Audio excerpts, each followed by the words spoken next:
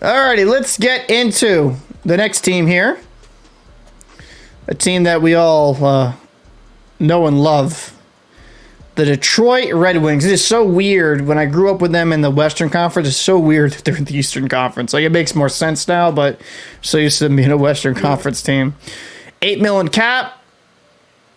So they're compliant, which is good. You got Dylan Larkin making that bread. $6.1 million. Andrew Kopp, 5.6. Verana, 5.25. And you got Bertuzzi at 4.75.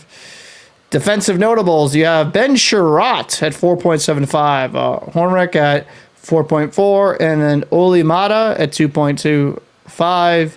And then obviously their franchise defenseman of the future, Mort Seider, only making $863,000 a year. I say only like that's a terrible wage. And then I'll take that.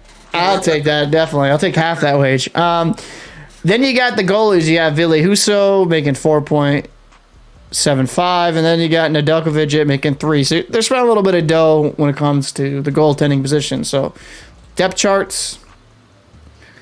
You got Tyler Bertuzzi, 68 games played, 30 goals, 32 assists for 62 points. Dylan Larkin, 71 games played, 31 goals, 38 assists for 69 points. He seemed like he kind of found his game last season.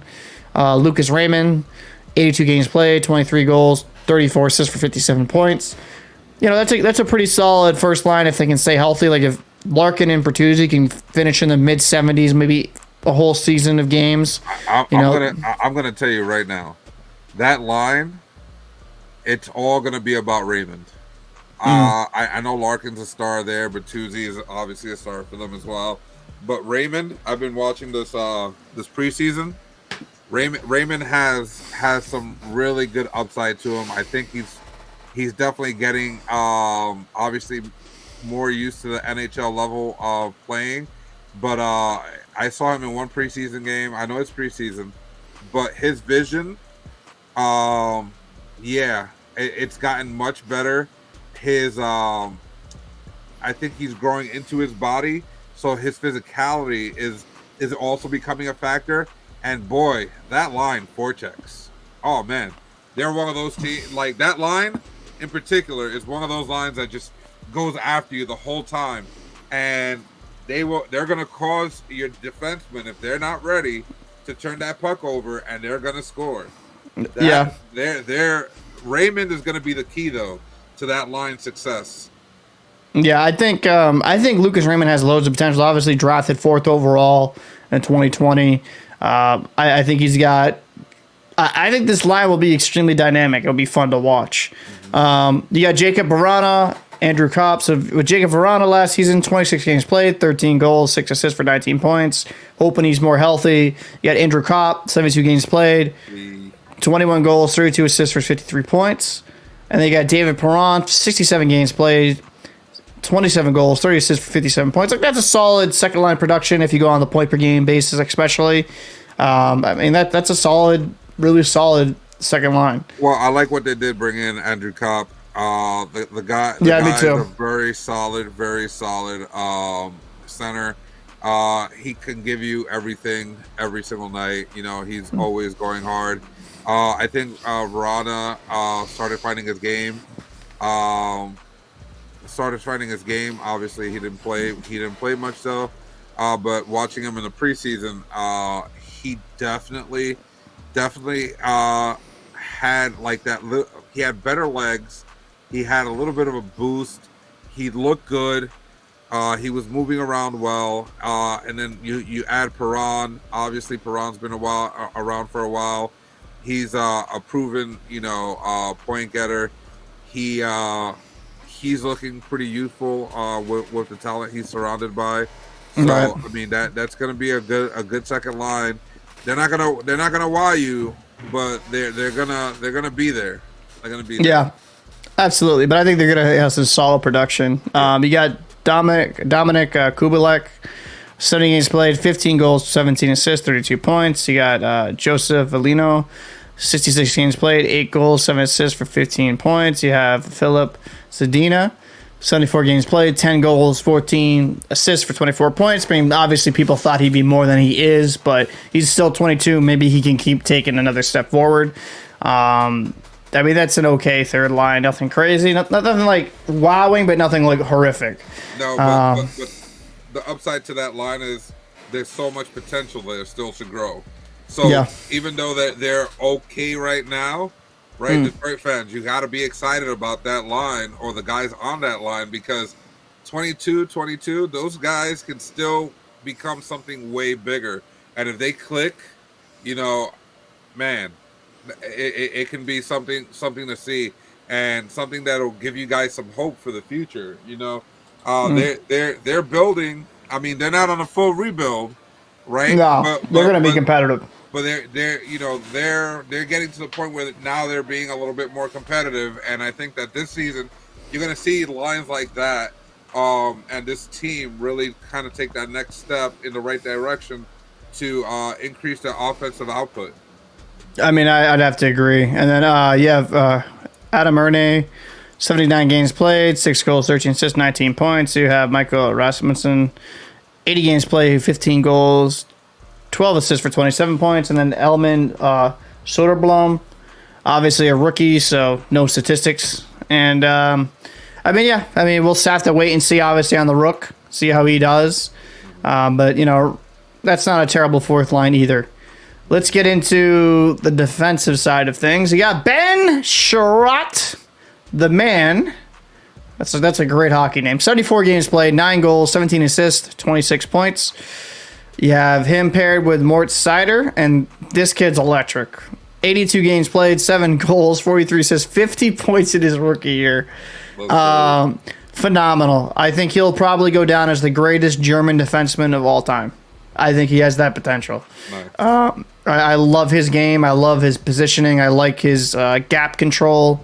If you like hockey and you break it down on a technical level, you can appreciate a lot of what he does. Detroit, again, has a franchise defenseman with Seider.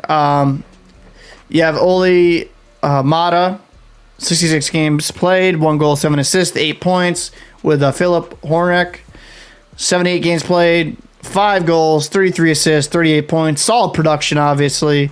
And then you got rounding out their bottom pairing on this is Simon Edvinsson, rookie, and then Gustav Lindstrom. Not the Lindstrom you're used to, Detroit. 63 games played, 1 goal, 12 assists for 13 points. I mean, I think this D-core, I actually think it could be an above-average D-core. I mean, you have another season of Seider, maybe taking a step up. You have Sherratt here.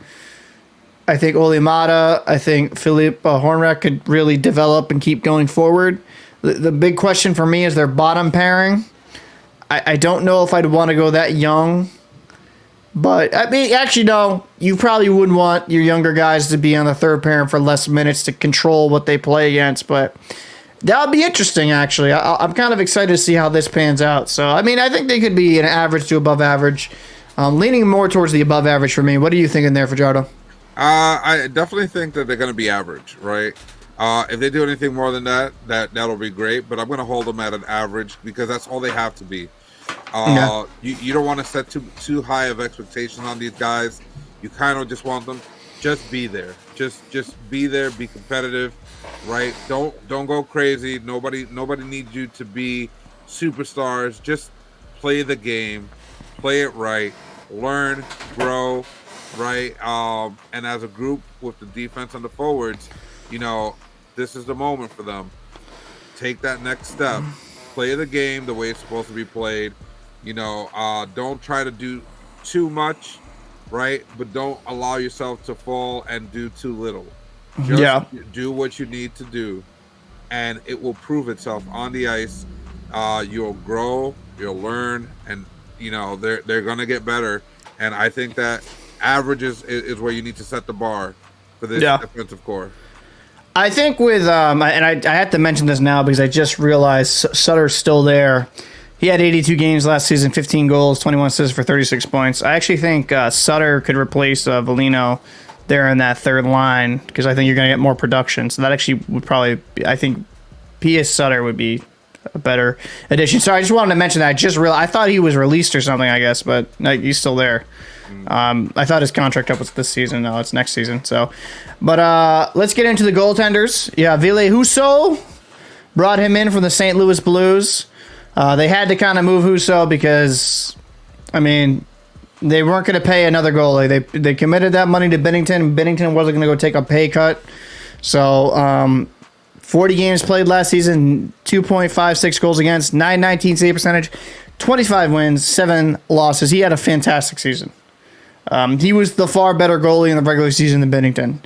He was the number one of the St. Louis Blues. Let's not get that confused. Yeah. You have Nedeljkovic, 59 games played, 3.31 goals against, 901 save percentage, 20 wins, 24 losses. He played the bulk of the games for the Wings. Nedeljkovic always wants you wanting, like, he always leaves you wanting more. You know what I mean? It's just there's flashes there. There's always flashes with him. And then there's just like Mike Smith syndrome and just boneheaded plays. So, oh god, he said Mike Smith. Jesus. I mean, I'm not wrong. So, you're not. But I think Husso, I like that. Solidify the starter role. Get a guy in there, probably a little bit more productive. And then I think if you kick Nedeljkovic back, maybe you do like a 50-30 split type deal, 50, you know what I mean, 51-31 split. I think that will probably what they'll go in that direction to keep Husso fresh. But I mean, they could maybe do what Boston did, 41-41. But I would probably, I would gotta go more with giving Husso more games, just because when he played, he looked good. Besides the postseason he was terrific. I think for a tandem, I'll get mine since you're having a difficult time. I say they're going to be average. That's all they need to be. This team, the way it's constructed right now, with some growing pains, some people taking steps, whatnot, you just need your goaltenders to be there and make the saves that they need to make. You don't need anything spectacular. Husso played very well. Obviously, he played behind Binghamton, even though he was a better goalie last season. I think that there's an opportunity for him to really take control of his future and his role in any franchise. I think for Alex, it's going to be one of those situations where he needs to just take a step back, reevaluate where he's at, and hopefully, get more consistent, get better at just staying the part, right? Not having to try to carry the whole load by yourself. And I think if they get equal games, 41-41, I think that Alex's win-loss is going to go up. I think that Husso is going to stay around the same. If everybody does what they need to do, I think it's an average tandem that's going to just try to solidify an average team. Yeah, I think for me, I'll go with average. I was leaning towards above, but I'm just going to go with average as well, just because, quite frankly, Husso, this was his first year he really came onto the scene. So he was not good the season prior with St. Louis. He really came into his own this last season. Did well. Nedeljkovic, like I said, it's Jekyll and Hyde. So we'll see. So yeah, I'll go with average there. Let's get into the standings. Now, Detroit last season finished 6th. 32 wins, 40 losses, 10 overtime losses, 74 points. I mean, they got to improve that goals against, and they got to score more, quite frankly. I think this